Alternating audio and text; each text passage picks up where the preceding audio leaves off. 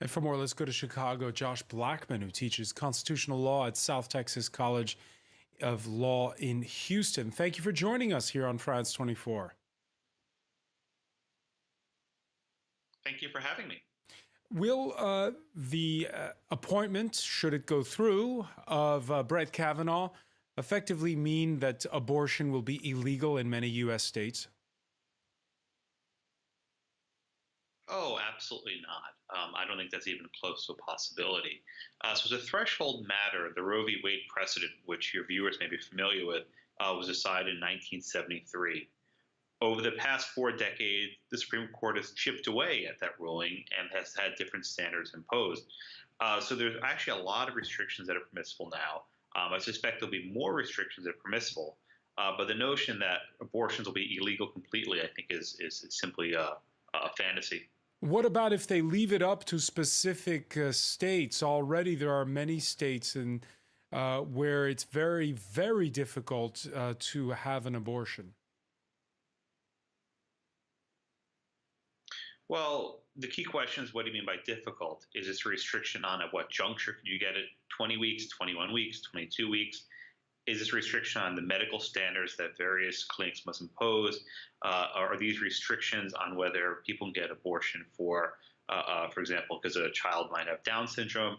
There are lots of very tough questions. I think you need to be a little bit more precise. In terms of American abortion laws, they're actually more liberal than some countries in Europe. And in fact, Europe just had a vote in Ireland about whether abortions are allowed at all. So the democratic process does have its play. But I think it's largely a panic strategy to say that abortions will be completely illegal. I think they will become harder to get. More restrictions will be upheld, but I don't think the court will be going to the extreme some people suggest. The upholding of the Constitution, and we see it both with Brett Kavanaugh and his predecessor, Anthony Kennedy.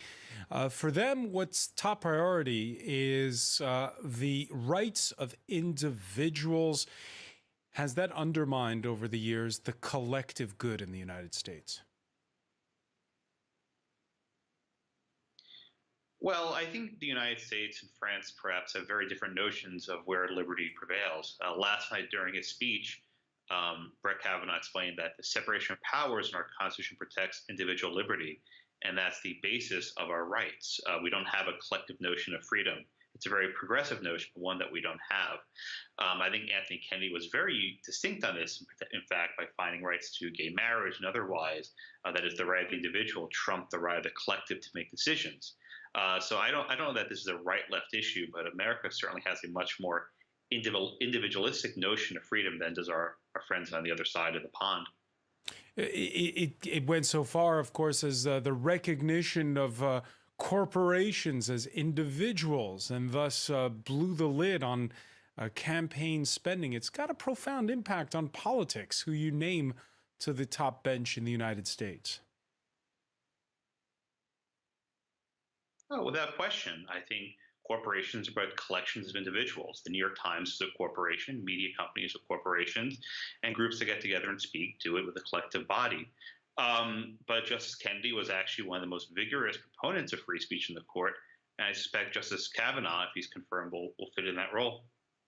And what about Anthony Kavanaugh's belief that you shouldn't try sitting presidents? The U.S. Constitution does allow for it. Why is he against it? Well, I think the premise of your question is a little bit flawed. First, what he wrote is that Congress perhaps should pass a law to postpone trials of the president while he's in office. Now, the second premise, I think your question is a little flawed, is the Constitution says nothing about this. We have no precedent of a U.S. citizen being tried while in office. The Supreme Court said that the president may be subject to a civil lawsuit, but there's never been a criminal prosecution against the president. It's a very much an open question. I don't think Kavanaugh really, has because when there's Congress should be able to. The Constitution spells out you have an impeachment process, and then there's a trial by the Senate with this. The Supreme Court, which takes part in it. We've never, as you correctly point out, have never gotten to that process. But there are processes. We've had a trial of President Clinton. We've had a trial of President Andrew Johnson. Those are not trials in courts. It's a special court that the Senate sits at. So you're reading the Constitution, which I'm grateful for. The Supreme Court's involved in unlimited context. The Chief Justice presides. That is not a criminal trial in a regular court, not by a long shot. Do you think if the investigation looking into Donald Trump's campaign ties with Russia, that if it does suggest that charges be brought against Donald Trump, that Anthony Kavanaugh will block them?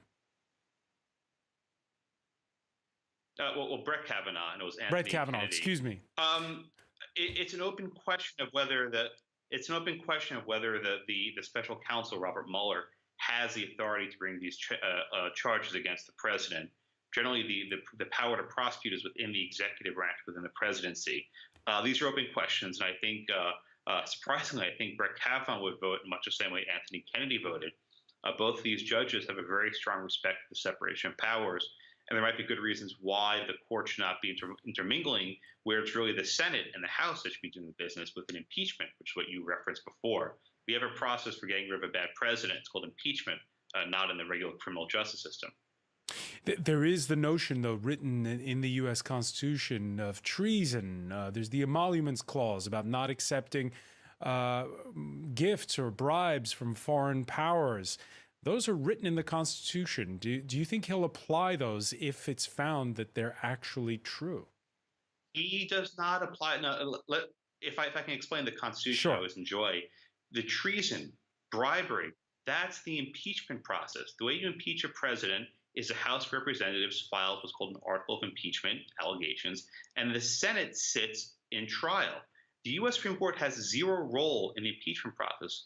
Only the Chief Justice, John Roberts, will preside, but Brett Kavanaugh will have zero role whatsoever in the impeachment process. So it's irrelevant what he thinks about that. Is it a good pick, Brett Kavanaugh? Yeah, I think the president made a good pick. I think the list he had was a good list. I think Judge Kavanaugh is a solid pick all around. All right. Well, I want to thank you so much for joining us today, Josh Blackman, who teaches constitutional law at South Texas College of Law in Houston. Thank you for being with us.